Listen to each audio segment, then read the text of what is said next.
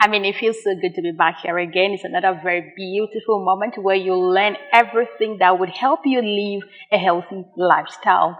A very good evening to you and welcome to another very informative and interesting edition of Gyna Plus right here on Afia TV, where we give you health information that help women basically live healthy lifestyle. This program comes up every Wednesday at 6 p.m. with a repeat broadcast on Saturday at 8 p.m. My name is Doris Mayum Shishe, and as you would have noticed, something a bit different from the usual. Yes, we came out today. We are at a very beautiful venue called Fudopolis in commemoration of 042 month, by Afia TV. This is a way of celebrating Enugu as we look forward to clocking 33 years anniversary this August. Yes, last week we started a conversation on uterine fibroid, and of course I had Dr. Brenda who talked about the causes, talked about some of the risk factors, some of the things that you should know basically.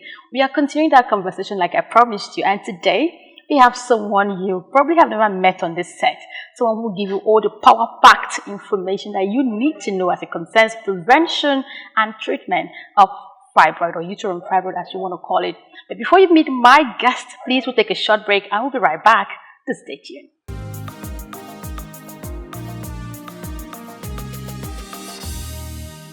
Welcome back. If you just joined us, this is Gyna Plus on Afia TV, where we discuss health issues that affect women and girls in the society.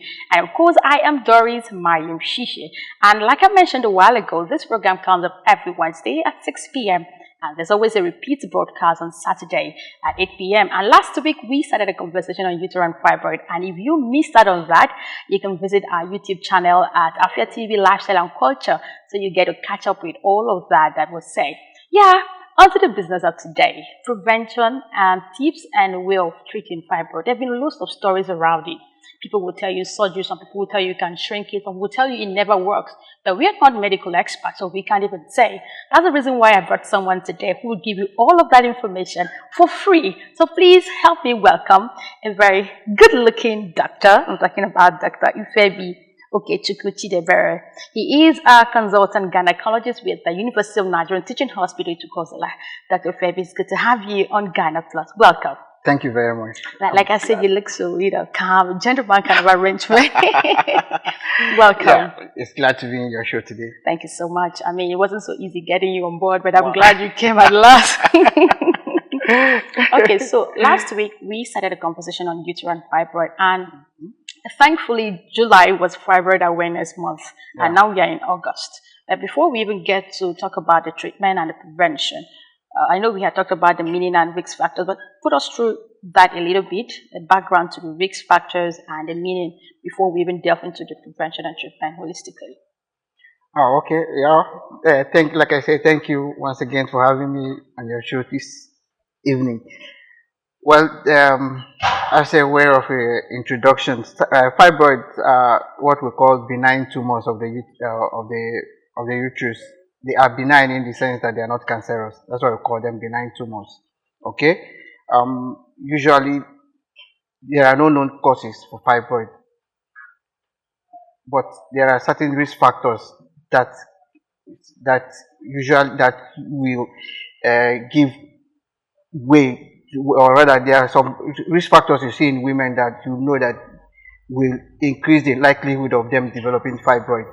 For instance, the black race is a known risk for fibroid. Fibroid occurs more in black women than in Caucasians or the whites. Also, it has a genetic predisposition that runs in families. There are some chromosomal abnormalities that have been known to cause fibroids. And then also obese women. Fibroid also occurs in obese women, and that may likely be because of the fact that obese women, they have more estrogen, which is one of the hormones that predisposes to fibroids too. Also, fibroid is known to occur in reproductive age women in their, so fibroid does not occur in prepubertal women and does not occur after menopause. So these are majorly the risk factors for fibroids. Okay, so now into the discourse for today. There have been lots of discussions. At times people will tell you it can be fibroids, can be shrink. At times they'll tell you In fact, a lot of women don't even know when it's risky for them. Sometimes you go to do a scan and they just discover that there's a growth there and there's a fibroid. They begin to panic. And I mean, different stories emerge afterwards. So, at what point does it become necessary to remove a fibroid? Okay, thank you very much. You know, fibroids sometimes may not usually give symptoms or may be symptomatic. I'm sorry, maybe asymptomatic, such that some women they are something that they get noticed when they go for ultrasound scan. Okay, for other reasons. Okay, usually we we attempt removing or dealing with fibroids when they become symptomatic, and symptomatic in the sense that when they start causing problem for the woman. One of such major problem is heavy menstrual flow. Okay, heavy menstrual flow is one of the major reasons most women will come to you for fibroid removal. Then other symptoms include abdominal distension.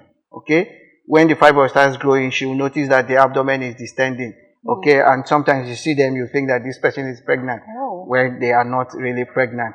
Then also pressure symptoms. It can cause pressure symptoms within the abdomen. Okay, pressure symptoms, pain when they undergo what we call degenerative changes. Okay, when they undergo degenerative changes, they can actually cause pain for her. Sometimes red degeneration and all that can cause severe pain for from fibroid for the woman. And also like for some also, when there is the pressure symptoms I mentioned can also cause reduced urine flow of urine. Okay, when it compresses the organ, especially the ureter and other organs that helps in passing urine. So it can actually cause urinary symptoms for the woman. But majorly is abdominal distension and then mostly heavy menstrual flow, because fibroids within the womb, okay, which we call the uterus, have different. They are based depends on the location. Okay, if they occur within the where we call the endometrium, okay, that's where they usually cause increase in menstrual loss, and sometimes the flow may be so heavy that these women may require blood transfusion. Yeah. I mean, that sounds scary. I'm not sure. So, now, the part where you talked about abdominal distension, that's where there's an increase in the stomach and it looks like you're pregnant. Does it also happen to women who are actually not pregnant at all? Or it happens in a case where you're expecting a baby and it makes you... No, these women are not pregnant. When you see them, you think they are pregnant, but they are not pregnant. What distended the abdomen that much is the fibroid. Sometimes fibroid can go to extent, can go so big that as gynecologists, we usually measure it in weeks of pregnancy. Okay? Oh, okay. So sometimes you can have fibroids that can grow as much as 500 grams, some even more than that. Okay? So the abdominal distension may just due to the fibroid and nothing else. So when you see them, you think that they are pregnant, but they're actually not pregnant. I mean, thank you for establishing that. Now, the issue around the removal, it's that, I mean, myomectomy, that people will tell you that when it gets to the point where you talked about you need to go for surgery. Talk to us about some of these, removal methods, some of these surgeries that will require one to undergo once it gets to a point where it becomes so uncomfortable for them. Yeah, like I mentioned earlier, we only deal with fibroids when they become symptomatic. Okay, there are different methods of dealing with fibroids. Okay, we have the medical and the surgical method. Usually the medical method, because we usually explain this to women. Okay, when they come in, medical methods are usually to control bleeding, not that they don't really cause the fibroids to go away. Okay, so when the woman comes with that heavy menstrual flow, in the interim, what you do is that you give them those medical, sometimes or rather those medical treatments, okay, to reduce the bleeding, okay, and then you prepare them for surgery. Well, the surgery usually undertaken for fibroids are usually majorly is myomectomy. Okay, myomectomy simply means removing the fibroid. So you can either do it through open surgery or what we call pinhole surgery. Pinhole surgeries. Okay. Now, when you do myomectomy, basically you remove the fibroids, and that is it. Okay. it doesn't mean that the fibroid will not reoccur. Oh, okay. It can reoccur after myomectomy. Okay, the only surgery that can establish or that can guarantee that fibroids will no longer reoccur is hysterectomy. That is when you remove the womb. Okay, that is the only surgery that can guarantee the woman that fibroid will not or will never reoccur. But when you do surgeries to remove the fibroid, as long as the womb is still there and she's still within her reproductive age, there's likelihood that fibroid will reoccur. So, but is there some sort of a medical approach to delaying the recurrence, so to speak? Well, there is none known to the medical science now because, well, most people, studies will tell you that lifestyle modification like exercise, especially if exercises that will make you not grow obese, okay, and then some food like vegetables and fruits may likely delay the reoccurrence, but it is not really it's not really guaranteed. Okay, these are just minor studies that have really shown this. Okay, so but the idea of shrinking fibroid is something that it seems to be very popular in this part of the world. They'll tell you there are different ways you can do it. You don't need to have the surgery. There are medications you can take that will have it shrink. I don't know how medically true this is, but I mean, I'll get your comment after the break. Just keep watching Gyna Plus right there on Afia TV. And you'll be following. We are at Fudopolis. This is one very beautiful spot in 042 Enugu. And of course, if you're wondering where you can chill, have some cozy time with your loved ones, this is one place to be. As you can see, the ambience is all beautiful. And of course, my guest is doing a wonderful job. But at this point, we'll take a short break. And after that, you get to find out whether or not there's a medical approach to shrinking fibroids, like we've heard, in some quarters. Still stay tuned. We'll be right back.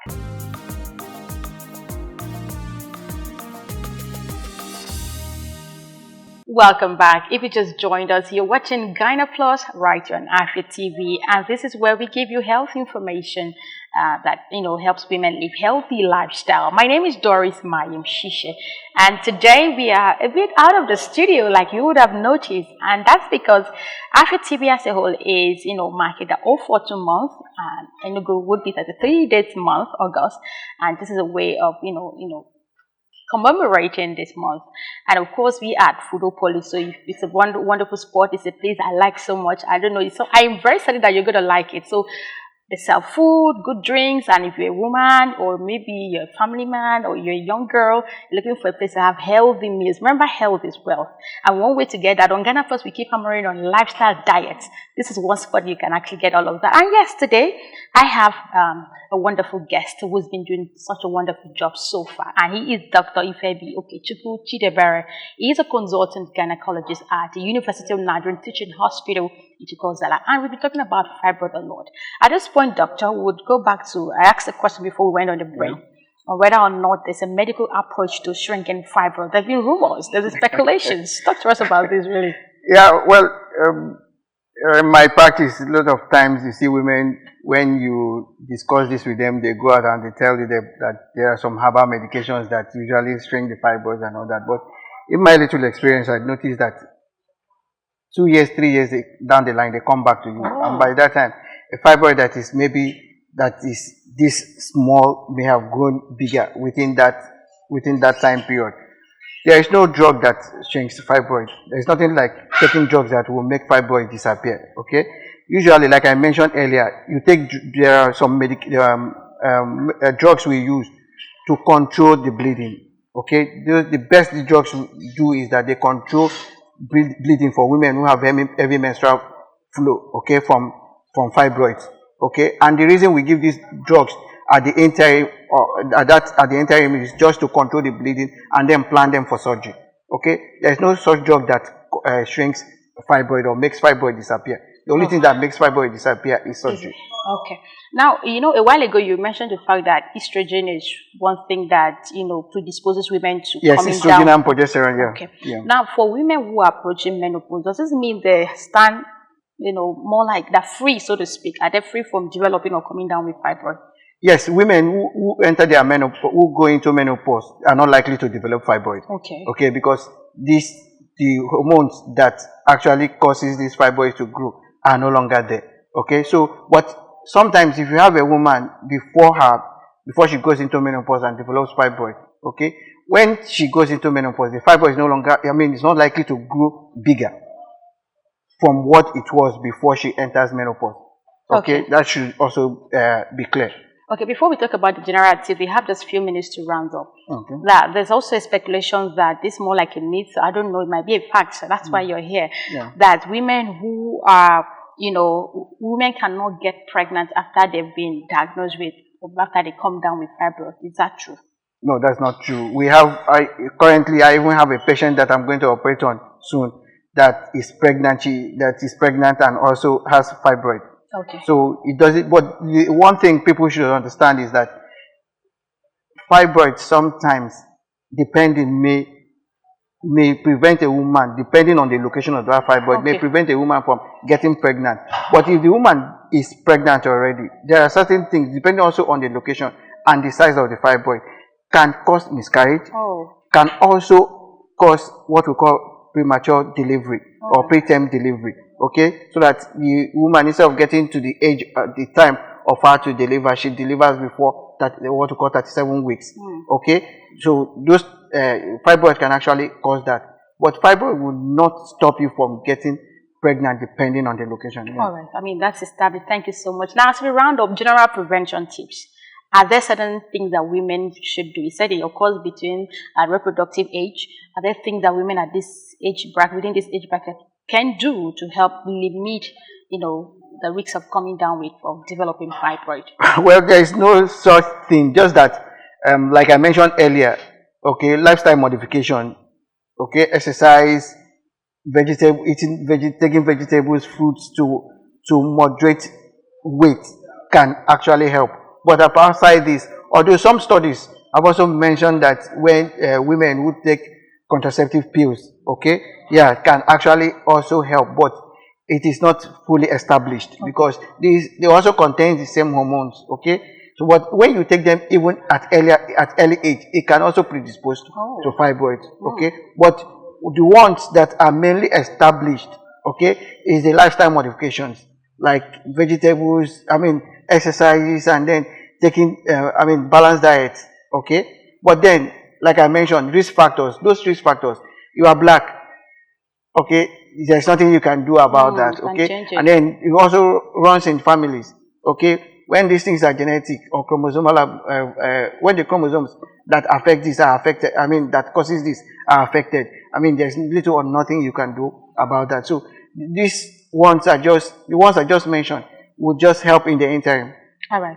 Thank you so much. Sometimes I wish we can go on and on, but we just have to stop it for the sake of time. Thank you so much, Dr. Ifebi Okechukwu Chidiebere. It's been a wonderful time having you. Of course, you heard it all for yourself. This is something that is being said on this show every time: lifestyle modification. Have you been living a sedentary lifestyle? Why don't you go out there and start some exercise to help you live a healthy lifestyle? Well, that's how much we can take today on this week's edition of Gyna Plus. And of course, we've been chatting with Dr. Ifebi Okechukwu Chidiebere. He is a consultant gynecologist at the University of Nigeria Teaching Hospital, and he's been doing such a wonderful job. Thank you so much. My name is Doris Mayim Shishe, and we actually did this at Fudopolis. This is one spot you should check out if you're in 042 or you're visiting Enugu for the first time. Please try Fudopolis. You will not regret it. Do have a wonderful evening. Bye.